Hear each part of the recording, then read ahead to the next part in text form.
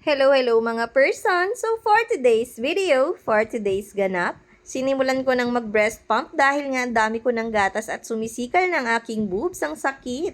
Tingnan nyo naman para akong baka, tuloy-tuloy na ang gatas. Kung nasa hospital pa nga kasi kami ni baby, halos wala pa ngang masyadong nalabas na gatas sa akin.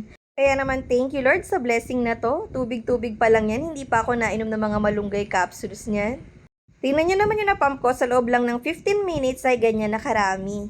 Since ganito na kami ka-bless sa gatas ni baby, I decided na sa feeding bottle na lang siya sa umaga pero gatas ko pa nga rin.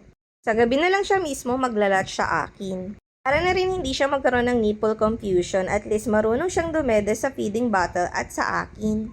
First try nga namin ang pagpa-feeding bottle sa kanya ay successful naman, hindi niya to tinanggihan. At mukhang gustong-gusto pa nga niya, ang sarap ng tulog niya. Nadala nga kasi ako noon kay Ate Chelsea nyo, ayaw niya dumedi dito sa feeding bottle, gusto niya sa akin lang kaya hirap na hirap ako noon.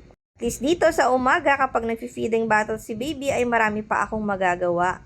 Gaya nito pag wala ang daddy Gerson nyo, si Ate Chelsea nyo muna ang naglalaba pa unti-unti ng damit ni baby at enjoy na enjoy naman siyang tumulong para sa mga gawaing bahay para sa kapatid niya. Nung nakaraang araw nga pala ay may dumating na bisita si baby, ang kanyang kuya David. Pinsan niya nga pala yan mga person at ito lang ang unang araw na una silang magkikita. Kaya naman excited talaga ito si kuya David, medyo nahihiya pa nga siyang lumapit kay baby. Ang sabi ko nga ay wag na siyang mahiya, kaya naman agad-agad na siyang lumapit dito. Parang nahihiya talaga siyang lumapit kay baby, siguro nga ay first time niya makakita ng ganito kaliit na sanggol. Tuwang-tuwa nga siya nung makalapit siya dito at parang gusto niyang buhatin kaya lang hindi pa naman siya marunong. Sakto nga pagkadating niya ay gising itong si baby Ellery kaya naman nakapaglaro-laro sila ng kanyang kuya David for the very first time.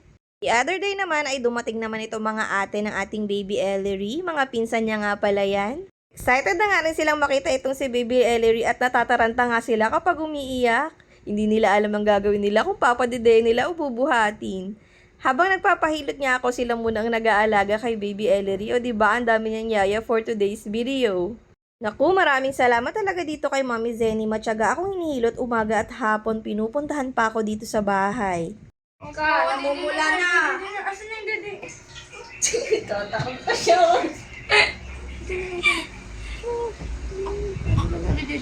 Huwag mo kasi iharap mo.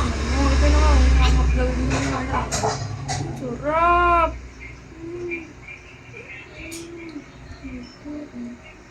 Ang galing na dumedi. Nagutom siya, te. Ito nga rin pala ang unang araw na makita siya ng ate Angel niya at natataranta nga rin sa pag-aalaga sa kanya. Hanggang dito na lamang muna mga person. Thank you for watching. Babu!